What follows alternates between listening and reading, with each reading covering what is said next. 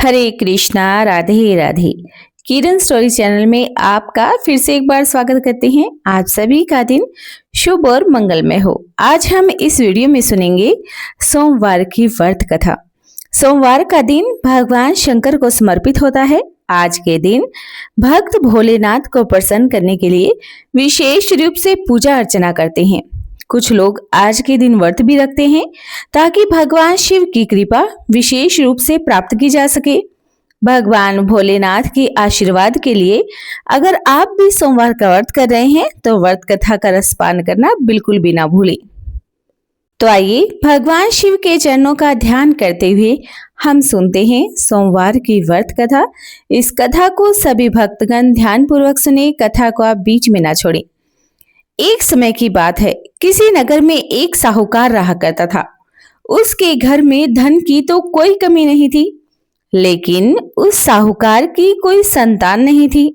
इस कारण वह साहूकार बड़ा ही दुखी रहता। पुत्र प्राप्ति के लिए वह प्रत्येक सोमवार को व्रत रखता था और पूरी श्रद्धा के साथ शिव मंदिर जाकर भगवान शिव और माता पार्वती की पूजा किया करता।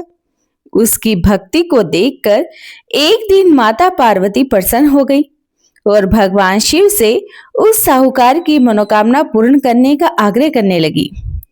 माता पार्वती की इच्छा सुनकर भगवान शिव ने कहा कि हे पार्वती, इस संसार में हर प्राणी को उसके कर्मों का फल तो मिलता ही है।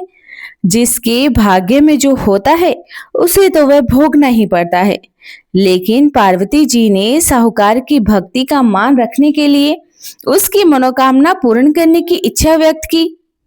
माता पार्वती के आग्रह करने पर भगवान शिव ने साहूकार को पुत्र प्राप्ति का वरदान दे दिया, लेकिन साथ में यह भी कहा कि उसके बालक की आयु केवल 12 वर्ष तक ही होगी। माता पार्वती और भगवान शिव की बातचीत को साहूकार सुन रहा था। उसे न तो इस बात की खुशी हुई न ही दुख हुआ।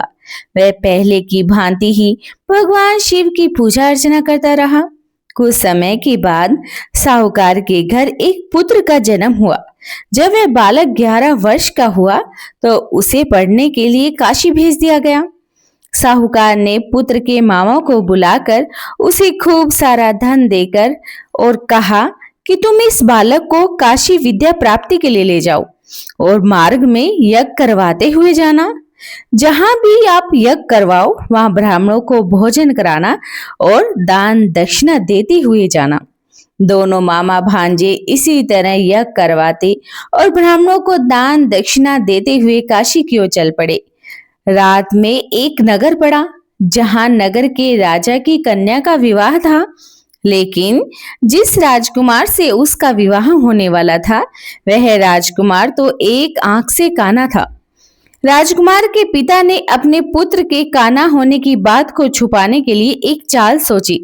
साहूकार के पुत्र को देखकर उसके मन में एक विचार आ गया। उसने सोचा, क्यों न इस लड़के को दूल्हे के वस्त्र पहनाकर राजकुमारी से इसका विवाह करवा दूं। विवाह के बाद इसे खूब सारा धन देकर मैं विदा कर दूंगा और राजकुमारी को अपने नगर ले आऊंगा। लड़के को दूल्हे के वस्त्र पहनाकर राजकुमारी से विवाह करवा दिया गया, लेकिन साहूकार का पुत्र बड़ा ही ईमानदार था। उसे यह बात न्याय संगत नहीं लगी। उसने अवसर पाकर राजकुमारी की चुन्नी के पल्ले पर लिख दिया कि तुम्हारा विवाह तो मेरे साथ हुआ है, लेकिन जिस राजकुमार के संग तुम्हें भेजा जाएगा वह तो एक आंख से काना है। मैं तो काशी पढ़ने के लिए जा रहा हूँ।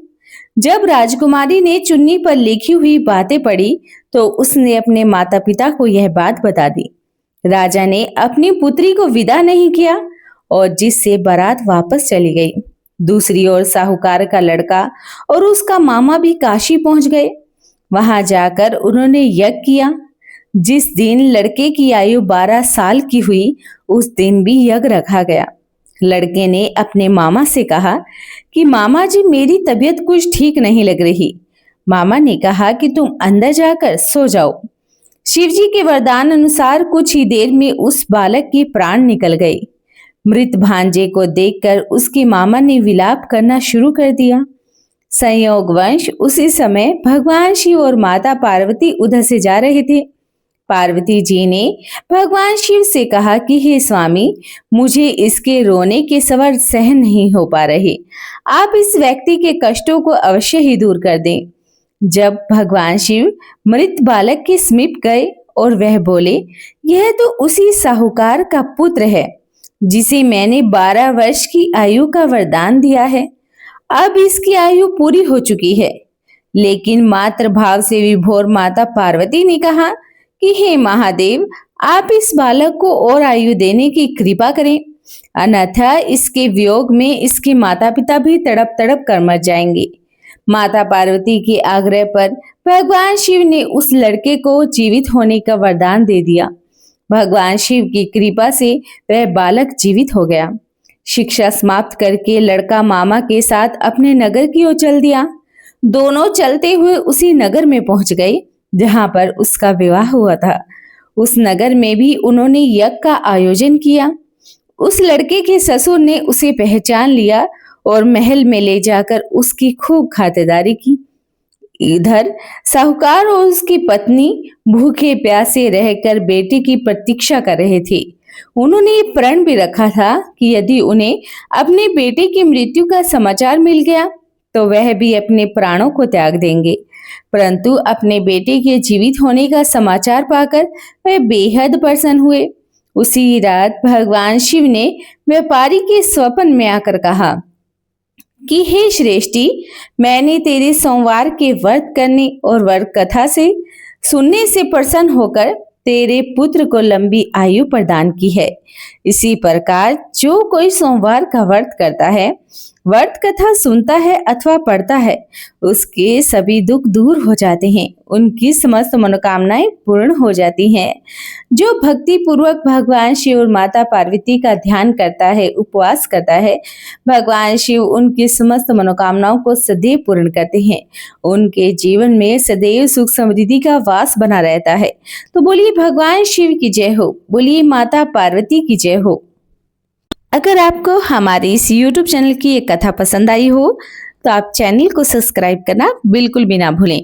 वीडियो को लाइक और शेयर जरूर करें।